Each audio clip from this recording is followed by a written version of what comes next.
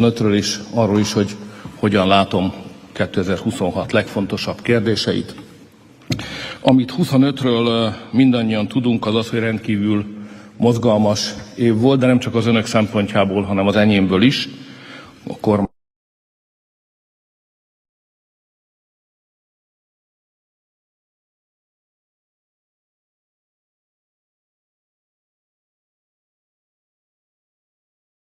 state and government meetings that I attended, and I attended 25 summits. Ami ennél izgalmasabb az, hogy What is more interesting than that, 2025 was a year when talán mindenki számára nyilvánvalóvá it vált, became clear and evident for everybody that we have ended an era in international politics. Trump elnök úr hivatalba lépése megadta a kegyelemdöfést entry into office gave the coup de grâce to the previous period, and now in 2026 we are living in a new era. I'm sure there's going to be a whole library filled with literature about how we need to define the previous era and how we need to define the one that we are living now.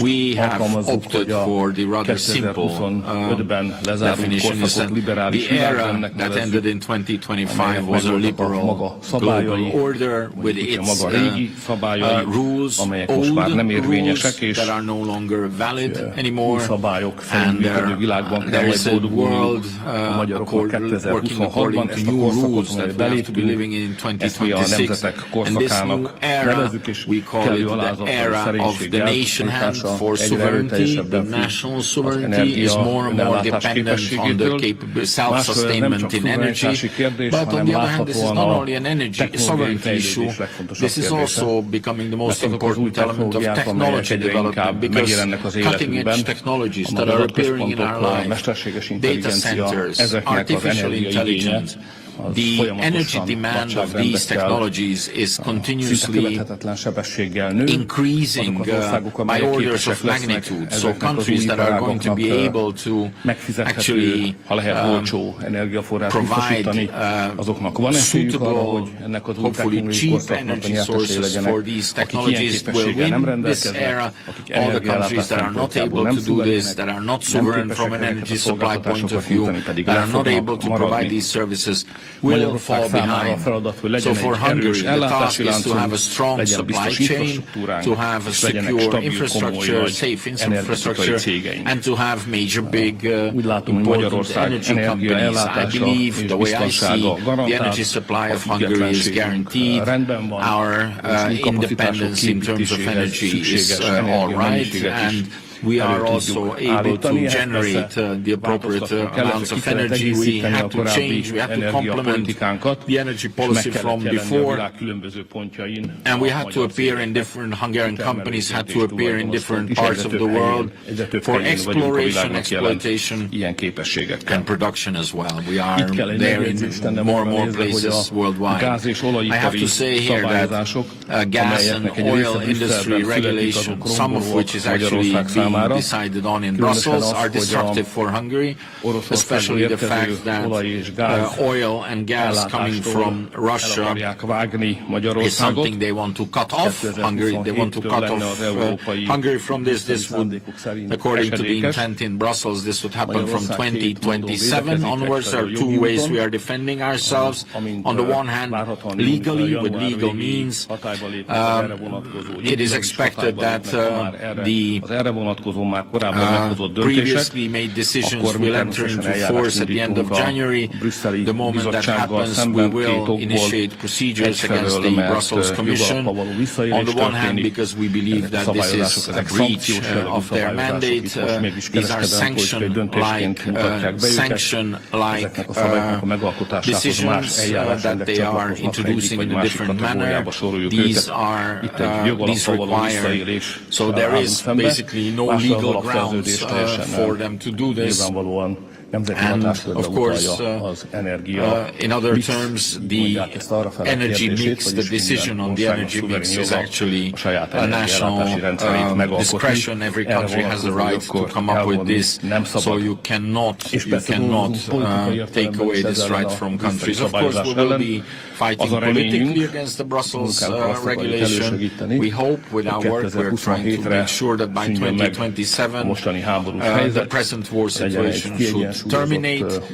There should be a balanced new situation between Russia and Ukraine, that sanctions be lifted, and if sanctions are lifted, then this decision by the European Union will also lose ground merit. The presently enforced Brussels price regulations increases the price of energy by 20%. If it was not for this ETS1, in that case the price of energy could be 20% less in Europe.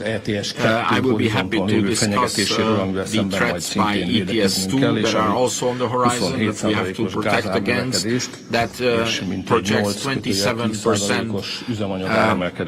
gas and 8-10% petroleum price increase in Europe.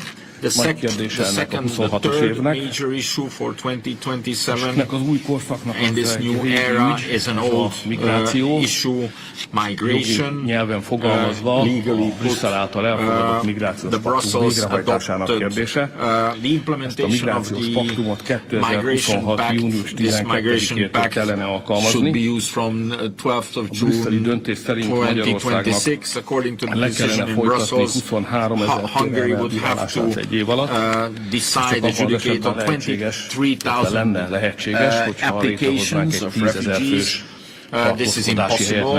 We would need to create, let's just call it a migrant camp for 10,000 people. We have to receive 350 who did not submit their applications in Hungary, but in other Western European countries. We would also need to take these over and to actually apply the procedures from June 2026 onwards. The position of the Hungarian government is unchanged. We are not receiving any migrants from any Western European countries. We are not building a refugee camp. We are not changing the border guard and the border defense system, and we do not accept Brussels telling us who we should live together with. Earlier there were Western European countries who wanted to tell us who we should live together. It didn't come to a good end. Now they want to tell us who we should live together with. If we were to acquiesce to this, that would not come to a good end. And of course, in this new era, the fourth major issue is the possibility of development. Does Hungary have the possibility to develop further in a period when in the most of the countries of the European Union there are austerity measures happening and the whole of the European economy is on a downward turn? Is it possible for Hungary to be strong, to develop, and for Hungarians to live better? We think it's a realistic target. We should not give up on our economic policies and our economic development policies. It is true that you need money to develop, and of course you will have money for development if you don't give your money to others for other things. If you hand out your money for other things, you won't have any left. So we won't give our money to Ukraine, not for any loans being taken out to be given to Ukraine or any other financial deal. Any resources we have available, we are going to mobilize them in the interest of Hungarians. Whatever money we have, we will spend it on Hungary and Hungarian families. Wartime loan, we are not taking out any loans of this kind. They call it a loan, but we think this is a trap. Everyone knows that Ukrainians will never repay this. It would be much better to just call it a grant or a subsidy. Of course, we are not sending, quite naturally, any soldiers or weapons to the war. And quite naturally, we do not accept any decision in Brussels that want to actually transform the economic systems of member states into a wartime economy. We believe that this kind of transformation does not serve the interest of peace and at the same time does not serve the economic interest of member states. On this basis, Hungary has decided to stay out of this war economy and will instead build a peace economy. We are convinced that this will provide an opportunity for development. With appropriate modesty, we just call it the Hungarian way instead of the war path of Brussels, because we are building this peace economy. We have had and we will enforce from the 1st of January measures that are quite unimaginable in Western Europe. First of all, as of 1st of January, we will finish the increase to double of family allowances. So we started with 50% and now as of 1st of January another 50%. Those mothers of one under 30 will be free of tax-free. Under 40 with 2 children will be free of tax. The minimum wage is going to increase by 11%. We are going to start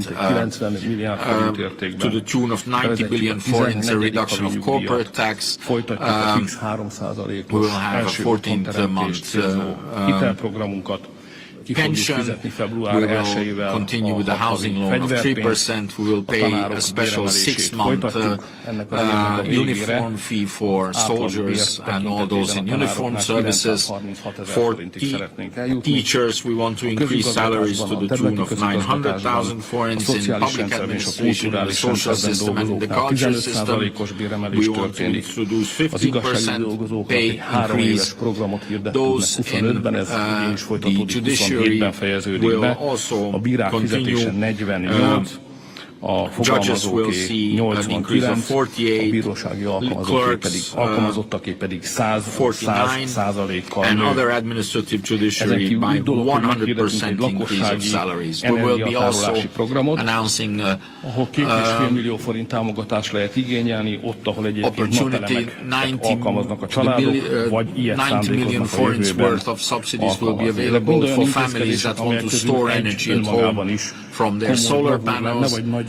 Any of these measures alone would be quite a feat, but to do all these together in the midst of European policy of austerity measures, Hungary is able to institute such measures and to implement these as well.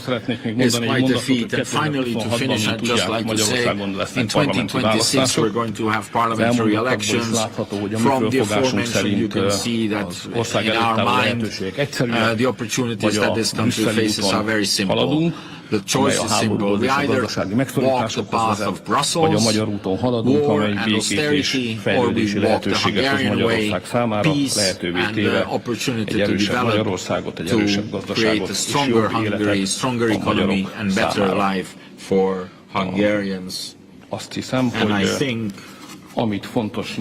I have pretty much said everything that I found important. Thank you very much for your attention. I'm available. Thank you very much, Mr. Prime Minister. We'd like to start with MTV as discussed. Good morning. Sorry, I will pass over the floor to the colleague of mine, the Ramorov is present. Köszönöm szépen, Csóha Ildikó vagyok a közszolgálati médiától. Miniszterelnök úr, ön is mondta, tavasszal a hírek szerint április 12-én választások lesznek, júliusban Tusnádfürdőn. Ön az akkori ismereteik szerint, vagy mérések szerint fölényes Fidesz győzelemről, és a 106-ból 80 egyéni mandátumról beszélt. Most mit tud mondani? Gondolom most is látják a belső méréseket. A 106-ból hány egyéni mandátum lesz? Elmondható-e, hogy fölényes Fidesz győzelmet várnak, illetve a választások előtt végleges-e, hogy nem lesz miniszterelnök jelölti vita, hogy nem áll ki Magyar Péterrel vitázni, mert idézem Peter Magyar, because as you said this and I cite you directly, he is a man of Brussels. True, there will be parliamentary elections in Hungary in 2026. The President of the Republic will decide on the date. According to custom, this is usually the first option according to constitutional law.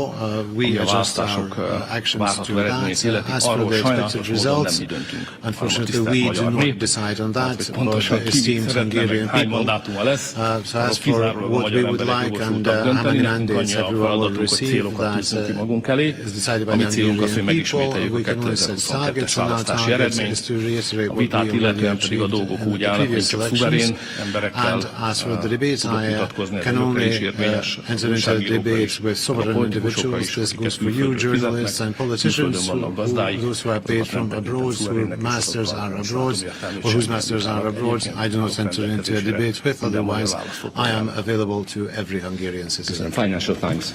Thank you, Financial Times. Tiszteltem, Dunai Márton vagyok. Márton Dunai. Kicsit ez az egy kérdés dolog megnehezíti a dolgomat, de próbálok egy ilyen mondatfüzet elmondani. Ön ugye korszakváltásról beszélt, ez a választásokkal egy időben történik, így nyilván a politikai stratégiai választási kérdés is lesz. Tehát a kérdés az, hogy Magyarország megmarad-e a nyugat-európai államok közösségében, kötelékében, ugye azt írta, meg mondta is ma reggel, hogy az egyik út a brüsszeli zsákutcába vezet. Mi a terve Brüsszel alternatívája a magyar út mellett? Mi a garancia, hogy besides an alternative to Brussels for the Hungarian path, what guarantees that will not end up in Moscow? Foreign policy, as we could see, has interesting consequences we see by Venezuela. Can we remain sovereign amongst the Titans? You visited President Trump in Washington, D.C., where you were promised a financial protection shield, which might not be the case, and we're doing very bad when hogyan kell elképzelni, mennyit ér meg az ön kormányának ez a helyzet? Köszönöm szépen. Worth for your government, this type of behavior and maneuvering? Well, indeed, this was not a single question. Ez nekem fölkínálja azt a lehetőséget, hogy én meg csak arra válaszolok, amit meggondoltam. But it still presents me the opportunity to answer what I believe is one single question.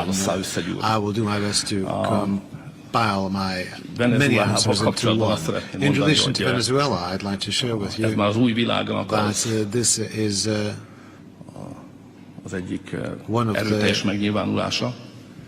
Új nyelv, manifestations of the new world. This is the new language. This is the new language the world will speak in the future. What I believe important from all that to Hungary is that together with Venezuela, the United States, and what I'm sharing with you as an estimate, is capable of controlling 40-45% of all reserves of the world. This is a power which enables them to significantly influence, impact the global price of energy, and we believe that the Americans require cheaper energy for the economic political program that the President has introduced. For that, they need lower energy prices, and this is good news for Hungary. I see a very significant opportunity Venezuela ellenőrzés alá vonásának következtében Magyarország számára kedvező világpiaci energiahelyzet jön létre, és ez jó hír. World market situation energy-wise will come to Hungary, and this leads us to the issue of sovereignty. Magyarország egy erős lábakon álló ország. Szemben az ön kérdésről, amely egy állítást is magába foglalt, Magyarország beruházásra ajánlott kategóriában van. Az elmúlt 4 évben történtek meg a legnagyobb beruházások Magyarország újkori történetében. Az elmúlt 4 évet megnézik, hogyha a tényeket és a számokat, azt fogják látni, hogy ez a legsikeresebb beruházási periódusa Magyarországnak. Bóbizóba sem jön. Legnagyobb világcégek újabb és újabb befektetései tűnnek föl Magyarországon, ez így várható a következő időszakban is.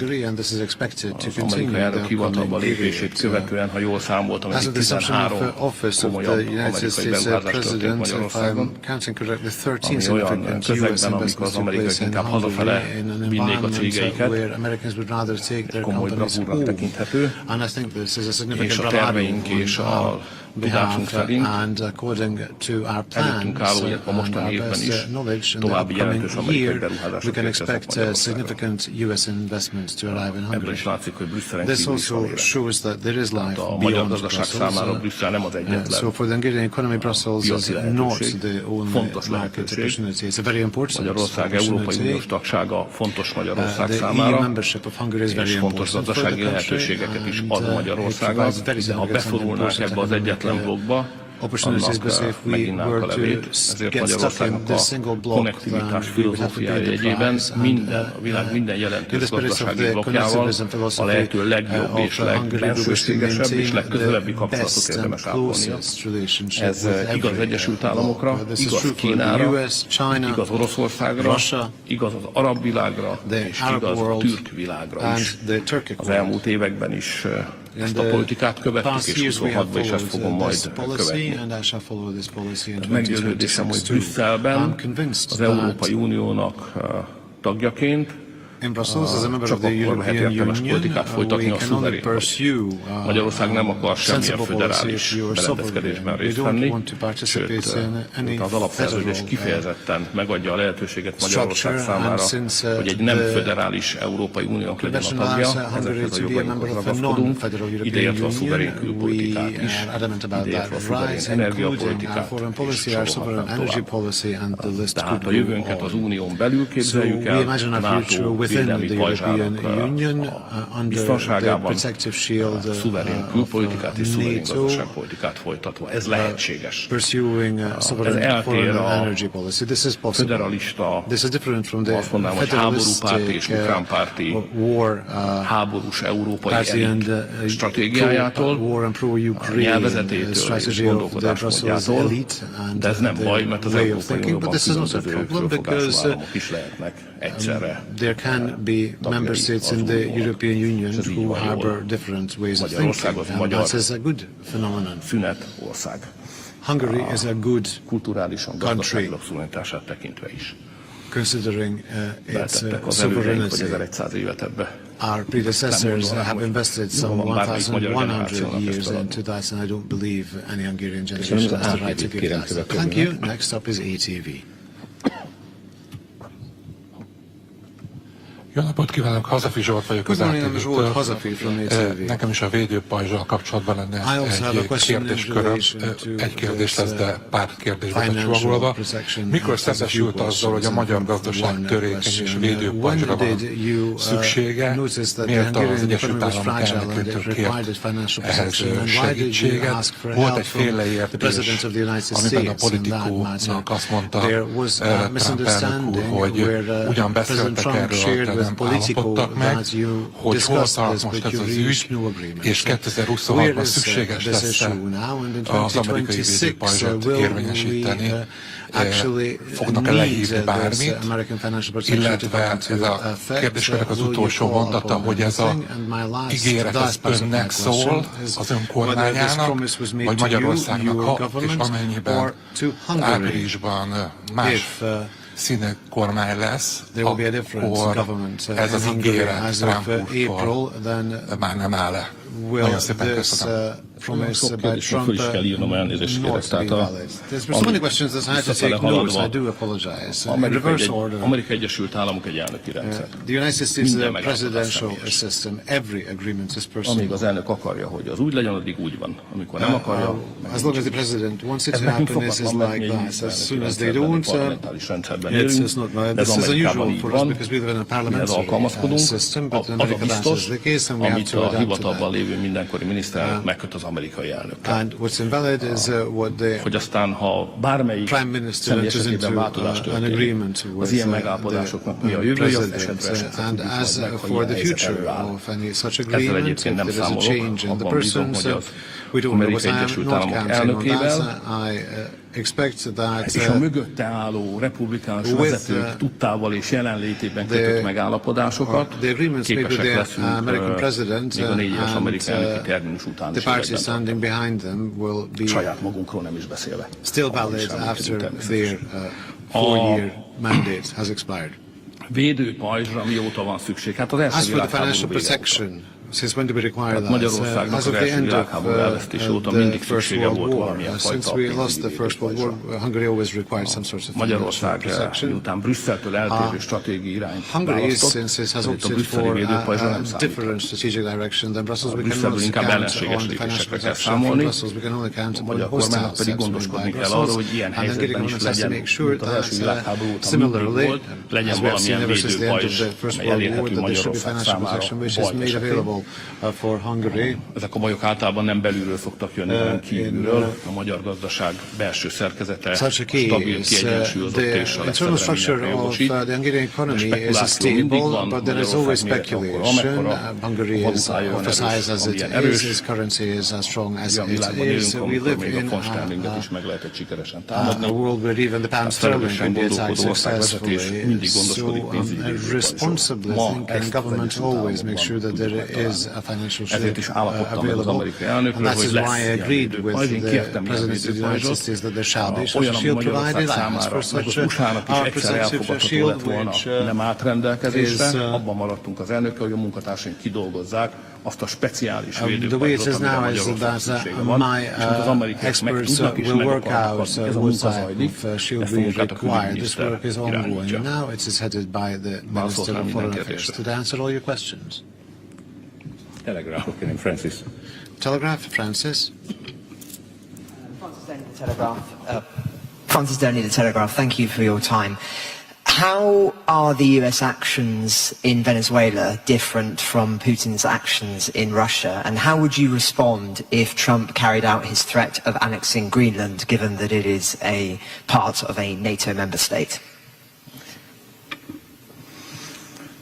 Each comparison is more than dangerous. So if you allow me, I would not like to make any comparison between the Russian-Ukrainian war and Venezuela, United States, whatever. Each cases are different by legal character and by political context as well. So comparison is not helpful here. We have to take each of them as they are or as it is. Greenland, it's an easy issue because it's an in-house issue, may I say. It's a NATO issue. Denmark is part of NATO, United States is part of NATO. If anybody would like to have any change, we can discuss it inside the NATO.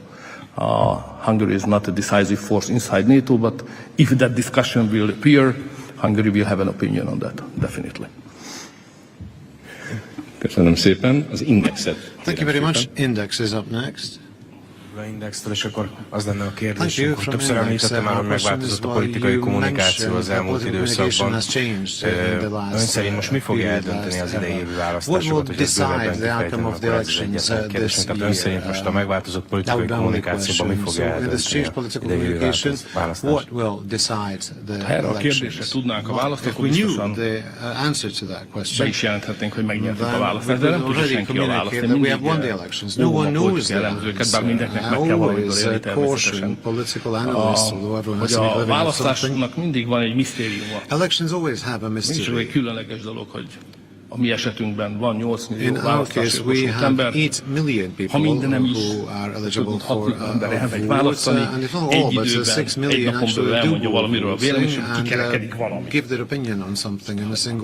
Szerintem egy izgalmas tudomány azzal foglalkozni, hogy hogyan lehet előrejelezni, meg itt működő, a dinamikáját meghatározó faktorokat, tényezőket föltárni. Ez izgalmas, de ha azt hiszi bármelyik politikus, hogy valaha is választ adni erre a kérdésre, akkor téved. Egyetlen dolog van, tiszteletben kell tartani, nem? Azt a tényt tiszteletben kell tartani, hogy ezt egyetlen dolog fogja eldönteni, a magyar választópolgárok. Mindegy, milyen előrejelzések vannak, milyen elemzések, milyen logikusokfejtések. A végén én vesztettem már választást, úgyhogy mindenki azt mondta, hogy nyertem. Nyertem egy választást, hogy senki nem adott volna egy lukaszfűvért sem azért, hogy ilyen tapasztalatokkal a hátam mögött. Mindenfajta jóslással, előjelzéssel óvatos vagyok. Egy dolgot tudok. Világosan kell beszélni. Ha kormányon vagy, akkor meg kell mondani, mire vállalkoztál, mire kértél mandátumot, eltelt 4 év, mit végeztél, és amikor a következő 4 évre gondolsz, akkor meg kell mondani, mire kérsz mandátumot, világosan meg kell jelölni a célokat, vállalásokat kell tenni, és ha megkaptad a bizalmat, akkor ismét végre kell hajtani azt, amit vállaltál. Ennyi, nem bonyolultabb ez ennél. It's not more complicated than that. Itt sok gazdasági újságíró van. There are lots of economic journalists Itt is in the vannak room. piaci törvények a politikában, Obviously, there abból lehet are market választani, rules in politics as well, and you can only select from what you have meghatározza available. a keresletet ebben az esetben, ez inkább egy kínálati piac, aki nem indul a választáson, bármilyen kiváló ember supply markets. If you don't enter into the elections, you can't be voted for, and you can only make your selection of those who actually are participating in the election. Vezetéséhez, vagy irányításához, vagy végigcsinálásra nem szükséges. You don't need any more wisdom than Ez egy sokkal egyszerűbb ősi műfaj, This is a much older genre than all the technology and communications experts write down. It's a very simple matter. You have to stand before the people, you have to be accountable for what you have done, and you have to make it clear what you undertake. We start out from a good situation. Több egyszer áll már ki a választópolgár, because those who have stood up before the voters multiple times, they have an advantage. Successful government governing, and I have listed all the actions that we have done in the past period and what we plan to do as of January. Nyomába se lép semmilyen nyugat-európai gazdasági program azoknak a lehetőségeknek, amiket mi teremtettünk meg a magyar választópolgárok számára. Ez nyilván megalapod egy bizalmat, bizalmat mi szeretnénk fölhasználni a választási kampányban. Munkát elvégeztünk, az érvként magunk mellett szeretnénk bemutatni, és miután úgy látjuk, hogy egy különleges és új korszakba léptünk, azt állítjuk, hogy ahhoz, hogy ebben az új korszakban helyt tudjunk állni, végig tudjuk vinni azokat a intézkedéseket, amelyekről most beszéltem, és majd új döntéseket is tudjunk hozni. Beszéltem fejlődésről, energiapolitikáról, ahhoz bizonyos képességekre lesz szükség. Szerintem ilyen a nyugalom, igazság, áttekintő képesség, döntésképesség, tapasztalat, rutin. Szerintem a következő időszak, következő nem is 4 év, hanem 10 év kulcsszava az a biztonság lesz. És mi úgy érezzük, hogy mi ennek az országnak biztonságot tudtunk adni eddig is, biztonságot tudunk adni ezután is. Konkrét politikai kérdést illetően ennek a biztonságnak a kulcseleme az a háború. Én többször mondtam már ezt önöknek, részt veszek az Európai Tanács ülésein, az európai vezetőkülnek. Ott egy óriási változás történt. Ezek a tanácsülések átalakultak. Ezek haditanács. Háborúról döntenek. Őket idézem, hogyan győzzünk, hogyan nyerjük meg a háborút. Szóltam tovább. Megváltozott minden, arra kell számolnunk, most már nem egyedül, de még mindig csak néhányan vagyunk olyan országok, amelyek a hadigazdaság, a hadikölcsön, a háborús hadviselés logikája helyett teljesen más stratégiát javaslunk az Európai Uniónak, illetve a saját. Ez a béke, stabilitás, békekötés, békegazdaság. Legutóbb már 3 voltunk, és szerintem leszünk még többen is. Nekem az a helyzetelemzésem, hogy egész Európában gyorsan növekednek a háborúpárti elittel szembeni társadalmi mozgalmak. Magyarországon azért nem növekszik, itt is van háborús mozgalom, csak nem a kormánnyal szemben, mert itt nem háborús elit van, hanem békepárti kormányzat. De egész Európában, ez a 26-os évnek egy fontos eleme lesz, meglepő erővel törnek majd föl a háborúpárti elittel szembeni társadalmi mozgalmak Európában. Önök is látták a számokat, a ukránok tegnap előtt jelentették be, hogy a katonai és biztonsági kiadások nélkül a következő 10 évre kérnek 800 milliárd eurót. Miközben európai gazdaság lejtmenetben van. Aki ezt kifizeti, tönkreteszi a saját munkát. Az emberek nem fognak megmutatni. Tehát ennek előbb-utóbb valamilyen társadalmi mozgalomban meg kell jelenni Nyugat-Európában, ennek látom a jelent. Tehát én azt hiszem, hogy a biztonság, a háború valahogy a témák szempontjából így kell keresnünk azokat az ügyeket, amelyek meghatározhatják a legfontosabb determine the most important election topics. Weltfokért kérem a következő. Weltfokker, next. Mr. Prime Minister, thanks for your time. There is one case in this topic you have mentioned which touches also Switzerland. And there is a Swiss colonel of our general staff, a former member of our foreign policy department and of UN. He was a UN collaborator also of NATO, Jacques Beau.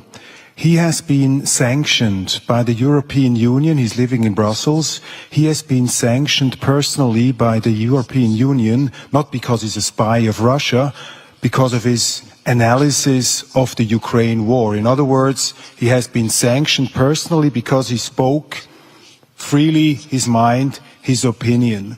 And now he's totally isolated in Brussels. His bank accounts are frozen.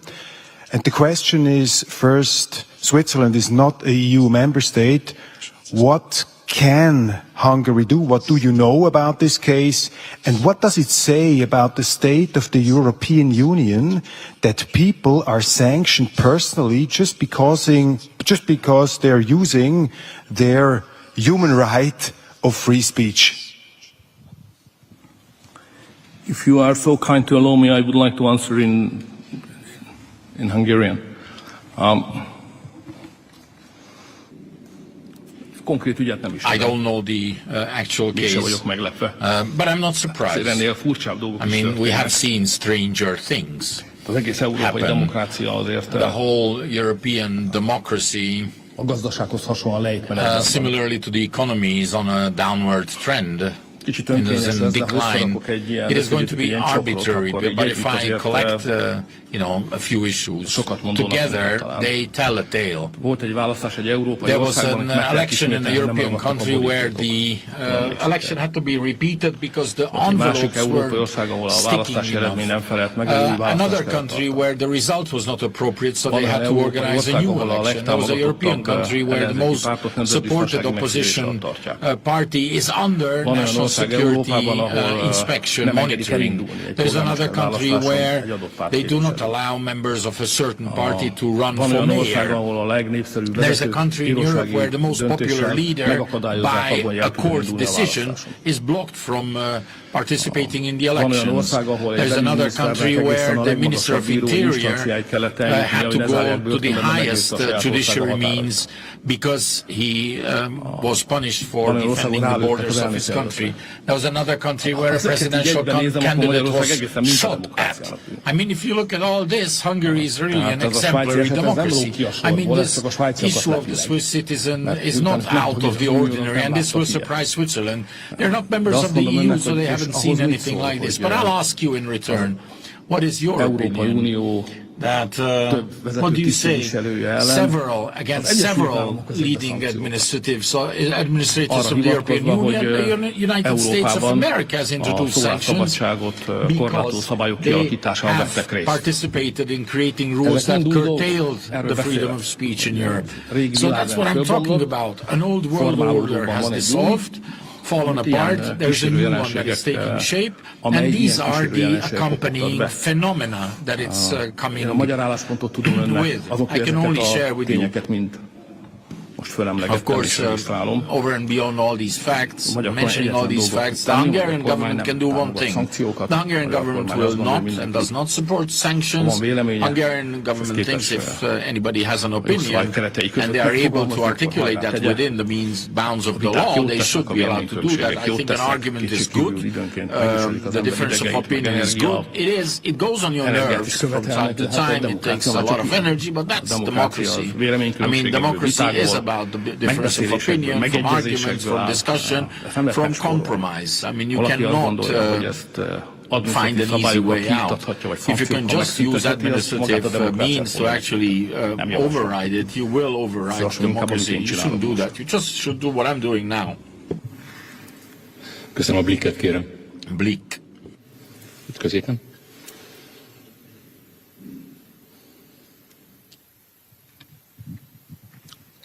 Jó napot kívánok, Csontos Róbert vagyok a Bliktől. Robert Csontos from Blick newspaper, a more lighter issue, football. As one who likes and understands soccer, what is your opinion of this verbal war between the #1 person of the Hungarian Federation and most successful Hungarian team club president Gábor Kubatov? Do you have an opinion? Who is right? Have you ever thought of intervening as a mediator between the two parties? And no question, just a comment to continue with another question. New Year's press conference. Do you have any New Year's pledges, promises, New Year's resolutions as a private person or as a prime minister? No resolutions for the new year. I have bad experiences with them. I've never been able to live up to either of them, so I've just given up on New Year's resolutions. I am looking and following this argument with great interest and amusement. There are some elements of it which might be unnecessary, but if this is not an argument that is about persons, but it's an intellectual one, and modern sport is more and more intellectual, then I think there is a very, very serious argument here. We have 16 years in 2026. It's a long period of time. Several sports disciplines have seen a complete renewal. Football, soccer as well. And the question is, do we go this path further on this path, or we need to change? I think these are good and intelligent debates. The role of clubs, the relationship between the federation and clubs is an important issue. So without going into the whole topic of sports, let me just stop here and just say that these are important issues. And it is right that the strong actors in this should discuss. Of course, there are some elements of it which might be pertain to style or to language that you would not want to quote, for example, in public. Apart from that, I think this is a debate that is taking us in the right direction. What a pity I cannot participate in it, because we're going to have elections and then there's issue of government as well. If these arguments do not end until then, after the elections, the new Hungarian government, the next Hungarian government, will be happy to participate in this argument if we believe that we will have a role to play there. But that's not for now to decide. Reuters, Anita.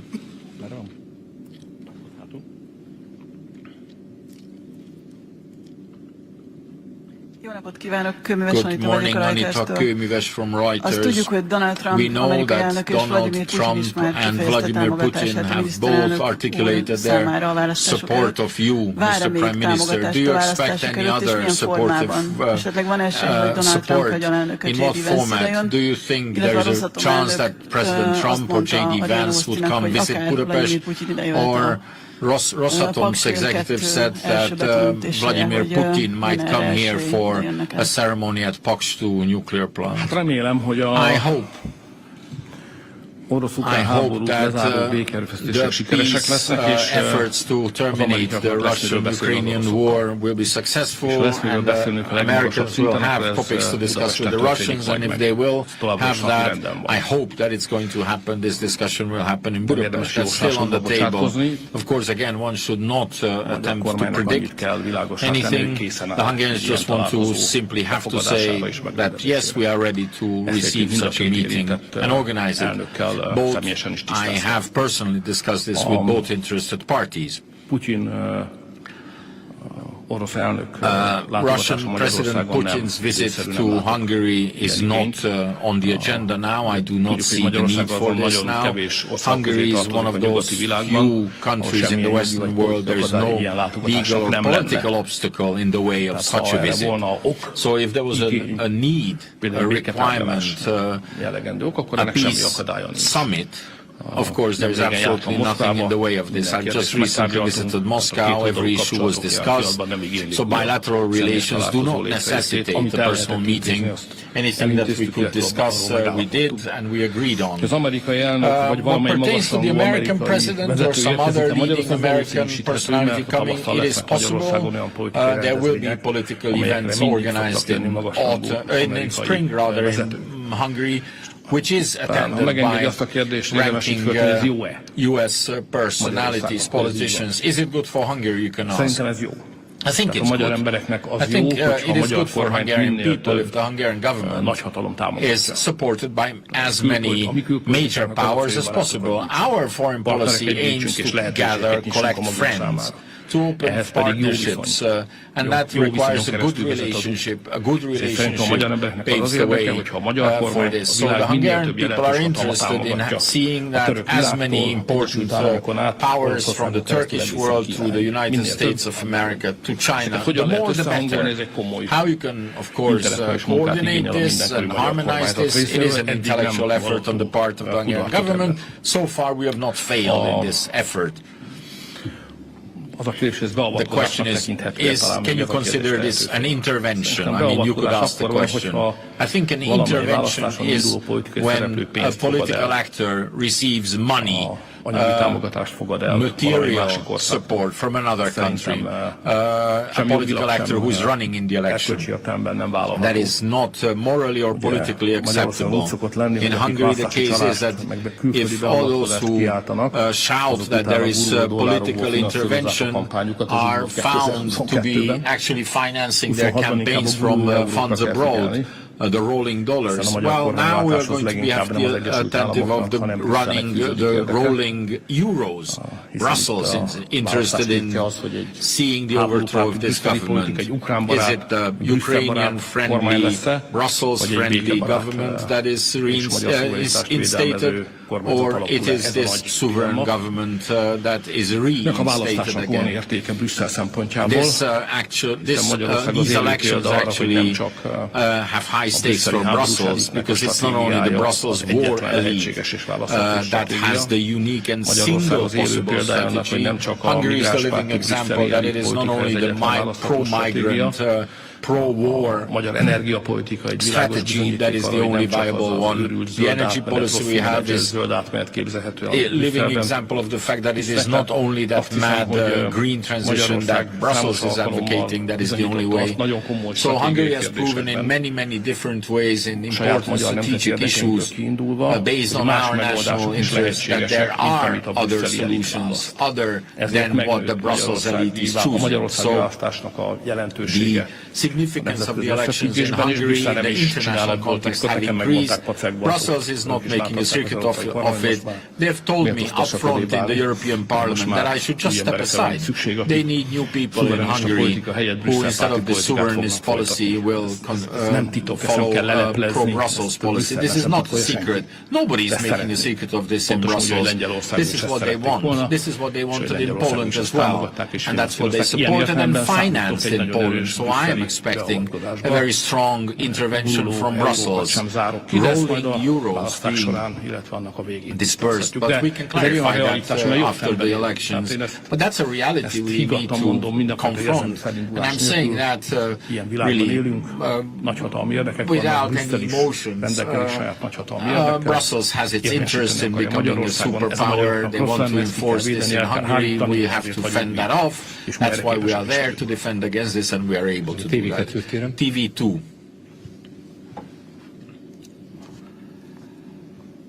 Thank you very much. Felix Sarnay from TV2. Prime Minister, it is very, very damning to hear that several Western European politicians are saying we have to prepare for war, that the population has to prepare, brace themselves for war, that young people should expect to be called up for military service, to go and fight for Ukraine.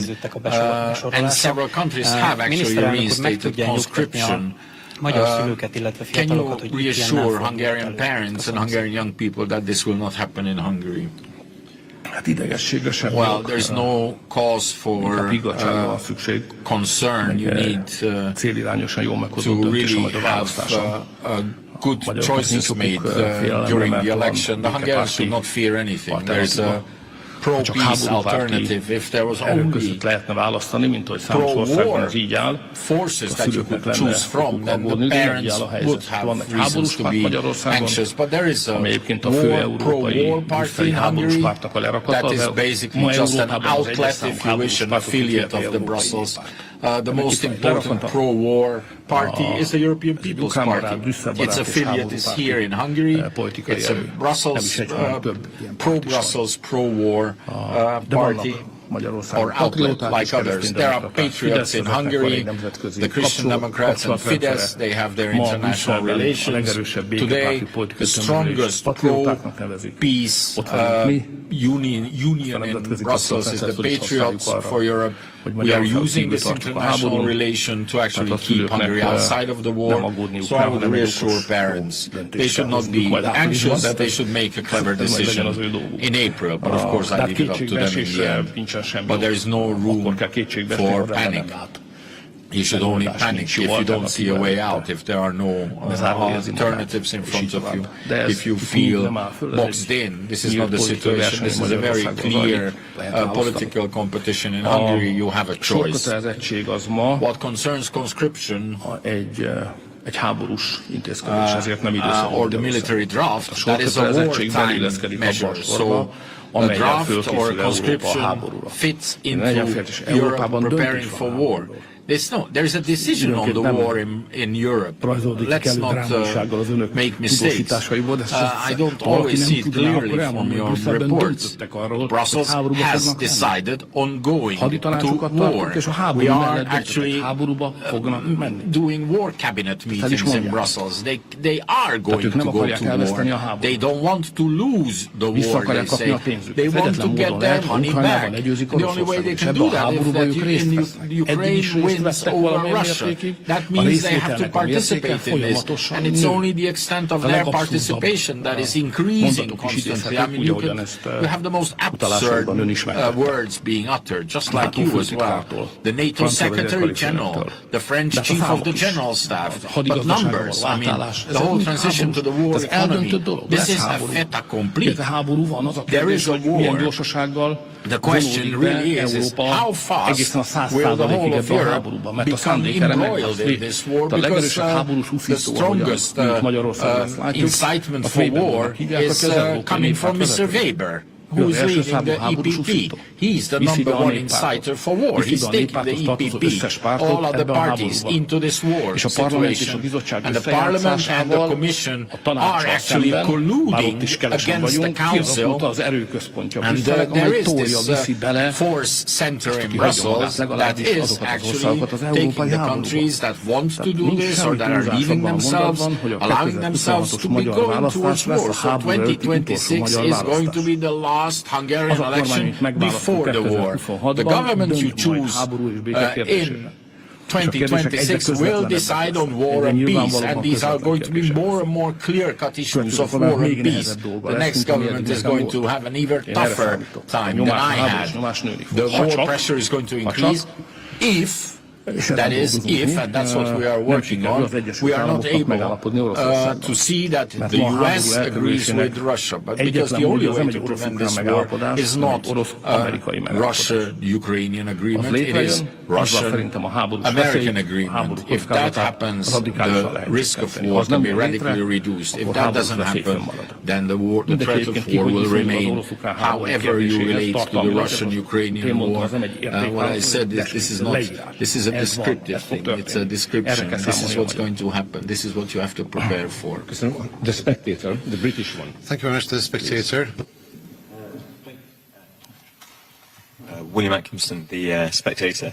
Prime Minister Orban, you present sort of Brussels primarily as a sort of malevolent force. And obviously, as somebody who's come from a country that has left the European Union, it strikes me that Hungary is approaching a similar position to that which Britain was in 10, 15 years ago, e.g. an increasingly semi-detached member of the European Union. Do you think that in the foreseeable future, Hungary would have to consider following in Britain's footsteps and leaving the European Union? Or are you confident that, with the way that politics is progressing across the continent, there is a chance actually that the Europe of nation states, of which you've spoken for so long, is actually emerging around us? May I just answer in Hungarian, if you don't mind, sir? UK-nek a távozása az Európai Unióból exiting of the UK from the European Union, the UK leaving the European Union was an unparalleled, brave and courageous step and very important. A bátorság az Magyarországon erénynek számít. Courage and bravery. Nincsen jogállamisági marháskodás, there would be no nincsen kondicionalitási marháskodás, nem lehetséges jogi eszközökből politikai futbólsmokotot faragni, nincs olyan igazságszolgáltatás, amely a föderalizmus felé vinné az egész uniós rendszer. Az ever closer union az egy vélemény, nem egy mainstream uralkodó irányzat, és végképp nem romlott volna meg a szuverenisták és a föderalisták közötti egyensúly, amely megbomlott. Tehát amíg önök ott voltak, addig a UK meg a Közép-Európa együtt szuverenista állásponton. És a francia-német változó hevességi szerelemnek, föderalista szerelemnek valamilyen ellensúlyát tudtak képezni. Between France and Germany, this could be balanced, counteracted. Nothing that we see now against countries that protect their sovereignty. Let's not just talk about Hungary, but the previous Polish government would be non-existent. Nagyobb eséllyel vívnák ezeket a csatákat, so it's not about us having a greater chance in fighting these battles. There would be no such battles. És azzal, hogy az Egyesült Államok kilépett, a UK kilépett ebből, és Közép-Európa magára maradt, elvesztette azt a matematikai erőt, a blokkó kisebbségnek lehet fedezni, elvesztette, nem tudunk ellenteni. Tehát ezért majd föderalista, következésképpen háborús párti irányban halad az egész brüsszeli kócák. The entire Brussels is now pro-war. Tehát most már történt, ami történt. But what has happened has happened. Az a kérdés, hogy észszerű volna-e Magyarország számára követni az önök the question is whether Hungary should follow your path. I don't believe that would be the sensible decision. If we were a country the size of the United Kingdom, and if we had atomic weapons, nuclear weapons, and we had a GDP the size of yours, and we had a population of 60 million, we would have an existence so strongly interwoven into the Anglo-Saxon world, intelligence services cooperating in the Anglo-Saxon world, then we could try that, but we don't have all that. So this decision of yours, which was exceptionally heroic and brave, was applauded by many in Hungary. Unfortunately, that is not a path that is available to us. Unfortunately, in opposition to your capabilities and experiences when it comes to international and world trade, our action radius when it comes to trade is too unilateral towards the European Union, and we require many years to change that situation. So I would not recommend Hungarians to follow the same path, but perhaps history will spare us from making a decision, because maybe this whole phenomenon will collapse on its own, because the European Union is experiencing a disintegration process, whether you like it or not. That remains a fact. And disintegration happens in a way that we formulate decisions and then we do not follow up on them, we do not execute them. We make decisions and then we back out of them. So the European Union is now experiencing leadership chaos. The green transition is the best example. Everyone knew that this would lead to trouble. They forced it upon the member states, formulating unrealistic deadlines. They still stood up for it, and now you have to back down out of it. The Schengen regulations. Hungary is being paid a fine because they do not allow migrants to enter into the country. Other countries receive a commendation and money for doing the same. Hungary is paying 1 million euros a day. And Poland, who does the same, receives financial support. It's obvious that the Germans bypass the Schengen rules. Only temporary border control could be established, but the constantly renew it, therefore making it constant. And there will be an increasing number of these steps. So I don't believe that the European Union will dramatically just disintegrate, but there will be multiple such situations taking place. And if the European Union is not reorganized, which would be advisable, with an efficient leadership structure, then if this does not happen, then the number of these stories will increase, and the European Union will just slide apart. This is what we are experiencing today. If nagy otthoni támogatottságú koalíciós kényszerektől nem szenvedő jelentős európai kormány Európában, akkor ez a folyamat megállítható lenne, és Európa átszervezhető lenne. Jelen pillanatban az átszervezésre szükséges erővel rendelkező országoknak kisebb gondjuk is nagyobban áll. Sem, hogy Európa is tudják meg a saját hazai gondjaik lekötik mindenre. Ez sajnálatos. RTL is up next. I'm Bonar Ritkovsky from RTL News. My question pertains to Sulu Streets and Child Protection Agencies. In Brussels in December at the EU summit, the question was asked to the Prime Minister who is politically responsible for the fact that these events could take place, and you gave me no specific answer. I would like to ask you once again, who is the specific political responsible person for these events, and if there is no such individual, I will accept that as an answer too.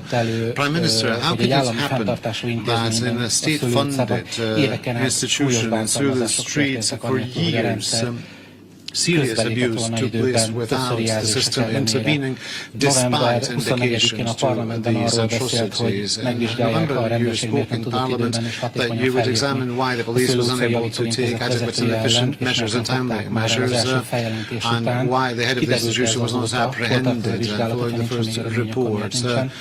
Where is this examination now? And if there is no result, then why isn't there a result? And if an abused child was standing before you, what would you tell them if they asked how what happened to them could have happened and who is responsible? And do you think they would deserve asking or saying sorry? True, it is as you say. In the issues of Sulu Street, the first report to the police happened years ago, or an indication to the police which would legitimize police intervention, and the police in the first case was not capable of proving anything, any of the accusations against the individuals working in the institution, and therefore this process was unsuccessful. But in the second case, the police process was successful, probable cause was established, and they could involve the prosecution in their case. What has to be examined, as you put it, is why this was unsuccessful in the first instance. This examination has not yet come to an end. When it does come to an end, when it's concluded, we will share with you the details. As for the overall situation of child protection, képet kell magunk elé gondolni. We must imagine the following image. Van Magyarországon körülbelül 25-26 olyan gyermek, akik nem tudnak gondoskodni a children whose parents are unable to cater for them, care for them. Államnak milyen felelőssége van, akkor arra kell gondolnunk, of the state, then we must think about the fact that 25-26,000 children who has to be reared, educated and cared for by the state.